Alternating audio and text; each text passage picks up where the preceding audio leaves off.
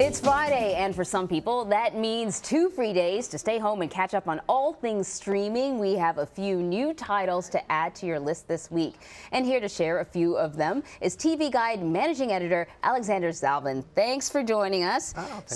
You know, I always check to see what the weather's going to be like, and at least in the Northeast, lots of rain this weekend, so it's a good time to watch TV. Just hunker down and watch the old TV. Indeed. Absolutely. So let's start at the top of your list. You have a CBS series, a brand new series called Salvation. Yeah, the basic idea of the show, the first episode already aired. You can catch up on CBS All Access. Second episode is going to air online and, on the air and on CBS All Access as well. Okay. Basically, imagine if Tony Stark, without his Iron Man armor, had to stop an asteroid. Okay, stop. Yeah. Let's play a little of this.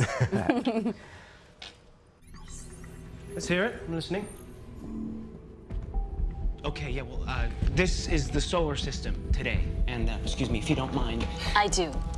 And this is the asteroid. Let's call it Rocky. It's about 300 million miles out. Now, my software, which I'm happy to sell to you, by the way, predicts a trajectory for this asteroid to collide with Earth, like I said, in 186 days. Okay, I want that thing that he's got there, that three-dimensional, whatever it is. I like that, that show and tell.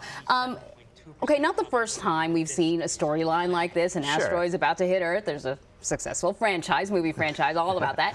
So what makes this a little different? Well, first of all, it has the ongoing conspiracy elements. You know, if you're a fan of shows like Designated Survivor, for example, it's got that. There's the Pentagon versus this Tony Stark type guy versus other weird rogue elements. So there's a lot of mystery stuff to keep you tuning back week after week. Okay. But also, it's a big, fun summer blockbuster. You know, it's 10 episodes long, so it's pretty concentrated. If you're a fan of Armageddon, Deep Impact, anything like that. Plus, as I mentioned, main guy is very Tony Starkish with his holographic displays and everything. Right. So it's a lot of fun. Neil deGrasse Tyson guest stars? He does. He shows up in the first couple of minutes. I don't know if they just filmed it in his office and then popped him in. No, but I feel like if great. you get his sign-off on it, it's got to be at least scientifically, viable to a certain degree. There's a lot of science talk on the show, which is a lot of fun. So if you enjoy people throwing around heady terms and then actually explaining them, you'll enjoy it. Oh, so they like say it and then they explain it awkwardly because that's not really how you talk, but you need to talk like that. Exactly. Right. But it's fun. It's all part of the big action moviness of it, and it's definitely building to some crazy places. All right, very cool. Next up, Netflix, new title,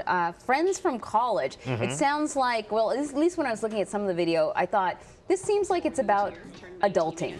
The humorous side of adulting. Yeah, that's very much what it's about. You know, they have this friend group from college who gets back together years later because two of them moved back to New York.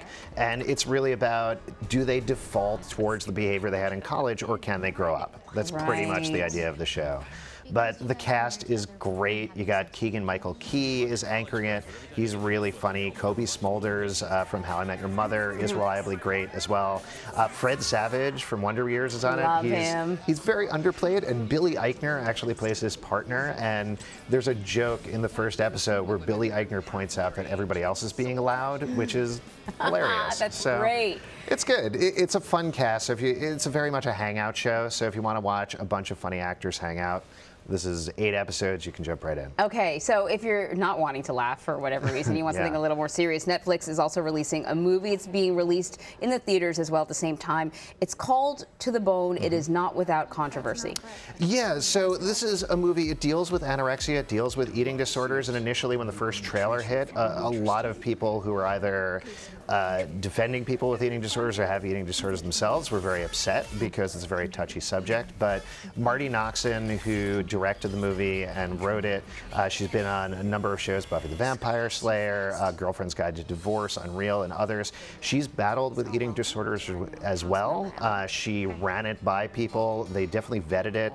And there is a disclaimer right at the top telling people, listen, we're going to deal with this in a very realistic manner. Right. You know, I don't want to say it's light, because it's not, but there is a fair amount of humor in it. Lily Collins, who anchors the cast, is phenomenal. Keanu Reeves is in it as a doctor, and he's also surprisingly funny and human at the same time. So it's not a slog by any means. It's hard to watch at many points, but it's very, very good. Okay.